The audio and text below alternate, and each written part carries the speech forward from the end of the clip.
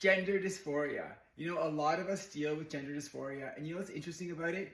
Obviously, pre-transition, we deal with it a lot. I mean, some people don't deal with it at all, but some people deal with it a lot.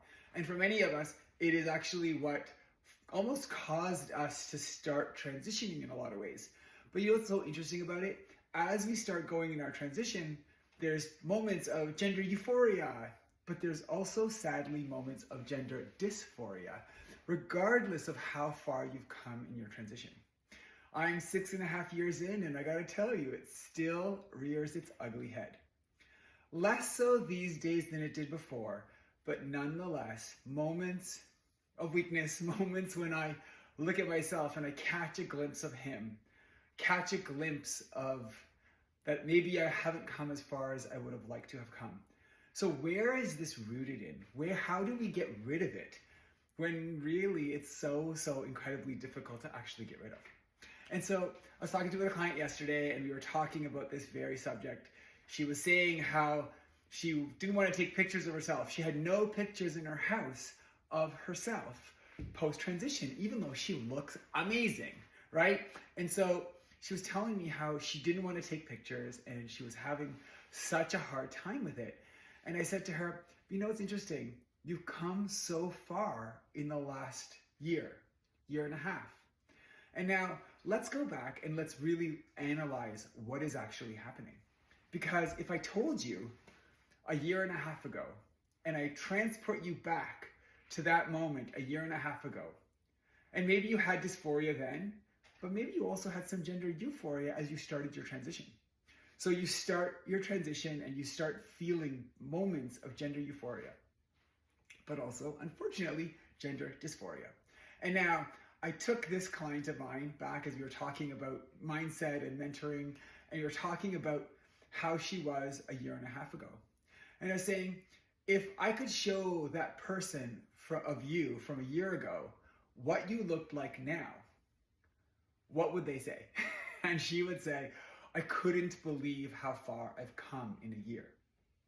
And so really, it's not really about how you look, how far you've come. What it really is happening is that the line of success has moved. And so a year ago, that same woman, if I had shown her a picture of what she looks today, she would have been over the moon ecstatic. But here she is today, still dealing with gender dysphoria.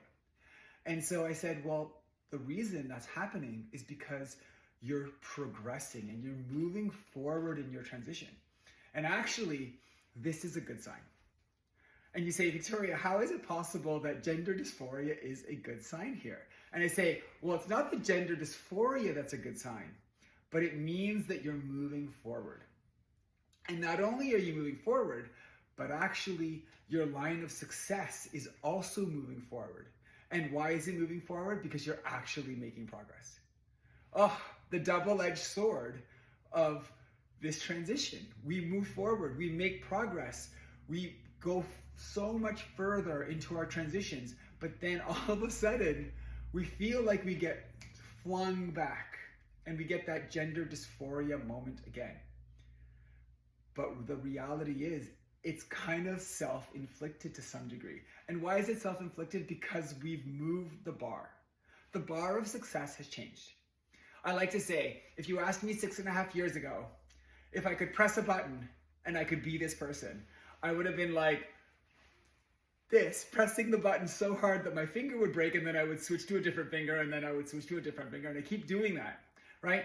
And the reality is that if I had pressed that button 6.5 years ago and I got magically transported to this place, I wouldn't be this person.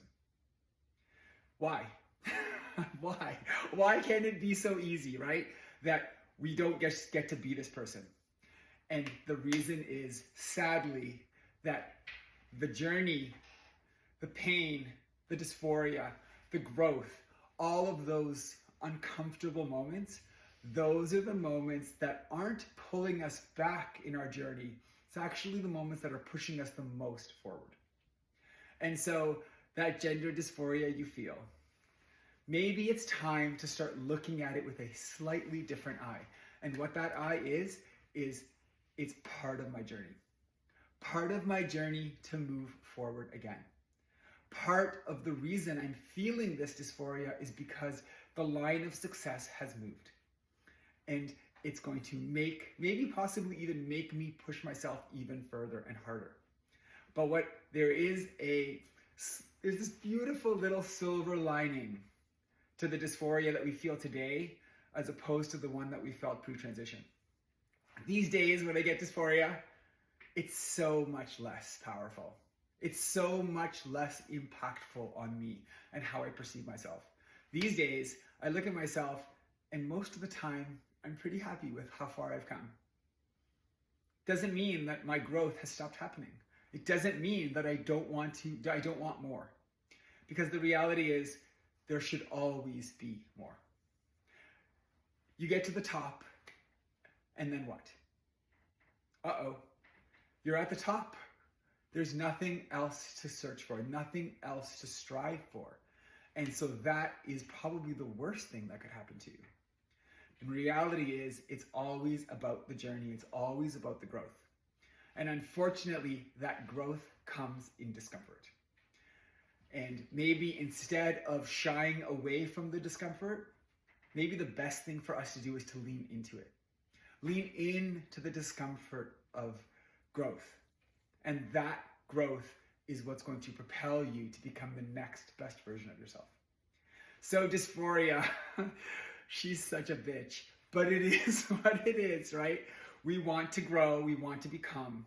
And maybe you'll get to a place in your transition when dysphoria, even when it rears its ugly head, it won't make you afraid anymore. It won't make you feel the same way it did when you first started the transition. Maybe you'll start seeing it as an agent of change, something that's going to propel you to move forward yet again.